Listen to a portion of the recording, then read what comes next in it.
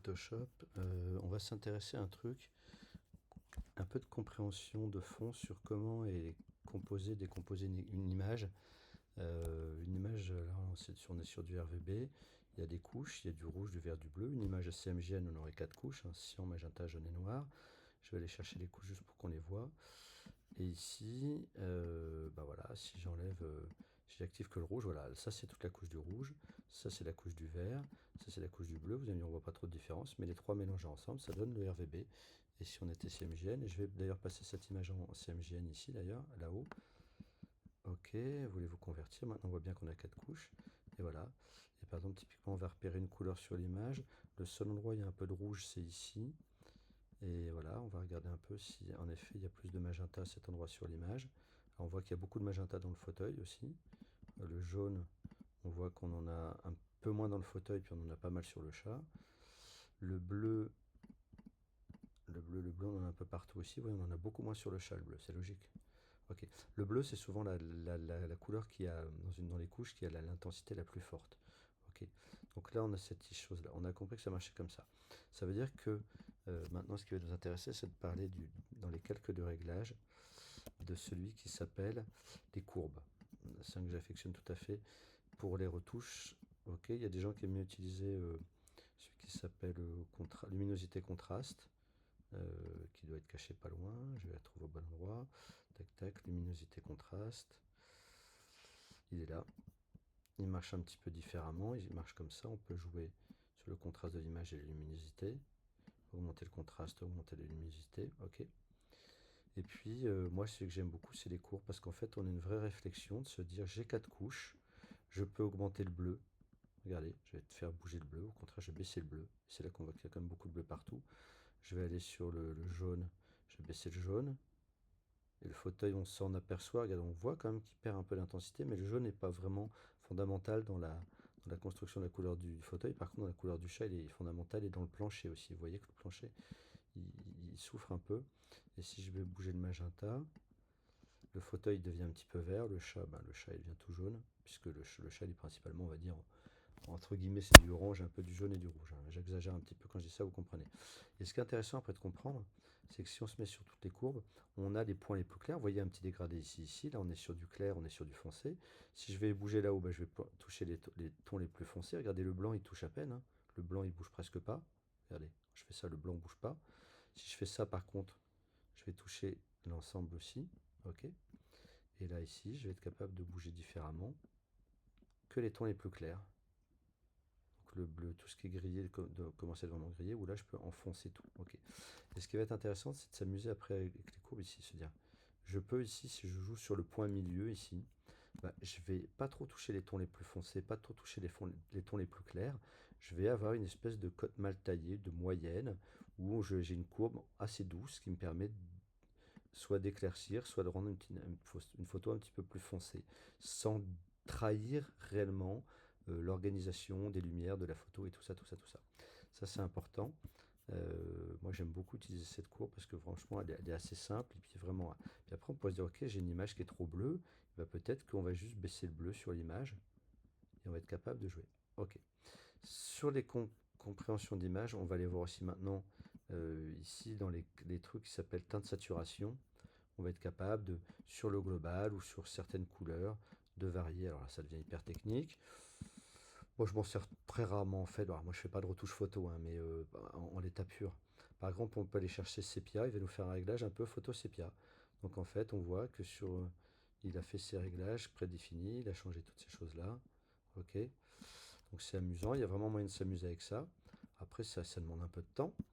Et puis après, dans le même genre, dans le même acabit de type de réglage, il y a la balance des couleurs, qui peut être intéressante aussi. Alors là, elle réfléchit moyen foncé clair, ce que je vous disais tout à l'heure. Donc là, sur les tons foncés, je vais bouger que le rouge. Ok. Si je bouge sur les tons clairs, que je bouge que le rouge, il va bouger, regardez, plutôt sur le mur, plutôt sur les parties blanches. Ok. Donc c'est assez intéressant. La balance des couleurs, c'est assez intéressant. Excusez-moi. Voilà, voilà. Ensuite, autre réglage qui peut être pas mal dans les calques de réglage. Euh, le noir et blanc. y a des filtres, des petites choses comme ça. Il y a un noir et blanc qui est pas mal. Les niveaux, si j'en ai pas parlé, les gens aiment bien utiliser les niveaux. C'est un peu comme les courbes ou le luminosité contraste. On va jouer, voilà. Après, moi personnellement, je trouve que c'est moins souple. Ok. Donc voilà. Donc après, n'hésitez pas à faire un petit tour là-dedans, une fois de plus. Alors, teinte de saturation, on y allait tout à l'heure. Il est intéressant. La balance des couleurs est intéressant. Et les courbes. Moi, je pense que c'est les trois que j'utilise le plus. Ok. Voilà pour les histoires de composition et de comment faire varier un peu une image. Et puis on verra après qu'avec les masques de fusion, bah, de toute façon, on a des masques de fusion qui sont créés à chaque fois ici à droite. Vous les voyez ici, les masques de fusion.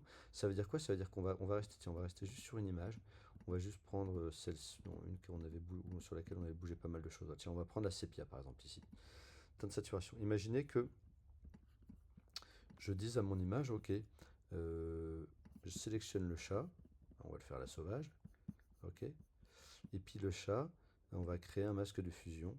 Je vais remplir le masque avec du noir pour lui dire ne t'occupe pas, toi, le calque de réglage, grâce au masque de fusion où je te mets une zone noire que tu ne prends pas en compte, laisse le chat tranquille. Donc voilà, ça donne ça. Je vais changer. Alors c'est un peu chiant parce que quand on est sur l'outil encore, il a cet affichage rose là qui est casse-noisette. Je vais enlever ça et je vais zoomer un peu. Et c'est là qu'on va voir que franchement, cet outil de sélection dont j'ai parlé dans les outils de sélection tout à l'heure, il fait quand même plutôt bien le job, parce qu'on ne souffre pas des soucis de poils et tout ça ici. Ok. Quand on s'en sert pour isoler, si je voulais vraiment isoler le chat et faire un command J là-dessus, pour voir juste le chat, regardez, même c'est marrant, même en le faisant à l'envers, on voit qu'il a réussi à capter les poils, il fait vraiment bien le job. Je vais intervertir ma sélection, faire mon commande J ici. Non, mais il veut pas m'aider, il n'est pas gentil avec moi. Je refais ma sélection sur le masque de fusion, j'intervertis ma sélection, je jette toutes ces choses-là à la poubelle, excusez-moi pour le petit dérangement, et là-dessus je fais un petit commande J. Ok, et là on va voir le chat. Et on a l'impression que c'est pas top, mais on voit qu'en vrai, c'est plus top que ça n'y paraît parce qu'il a vraiment utilisé les petits. Il a vraiment utilisé les poils. Ok. Tac, tac, tac. Et on avait fait ça. On avait fait comment? On avait fait de la teinte de saturation sur le truc du dessous. Voilà. Donc comment faire un truc un peu rigolo? Comment on pourrait s'amuser? Si c'était pas teinte de saturation qu'on avait là, ou imaginons que je le change complètement. Ok, qu'on était une image, aucun intérêt à ce que je suis en train de faire graphiquement, vous avez bien compris. Mettons un autre calque. Si on avait mis carrément un noir et blanc et j'ai plus accès au noir et blanc, pourquoi? Ah, j'ai pas accès au noir et blanc intéressant parce que je suis en CMJN. Me demandez pas pourquoi.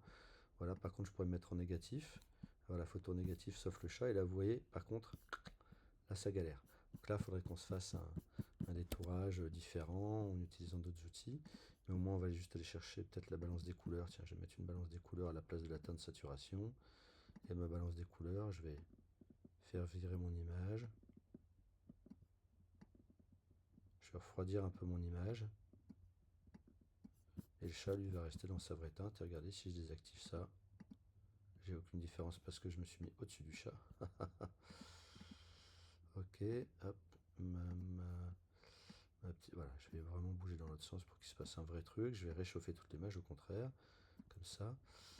Et regardez, je peux activer, désactiver le calque et faire bouger la chose. Ok, et ça sera intéressant. Comme je disais dans le tutoriel, je fais une sélection d'un élément et je peux bouger que certains éléments. Ok. Il y a plein de petites astuces, plein de façons de faire.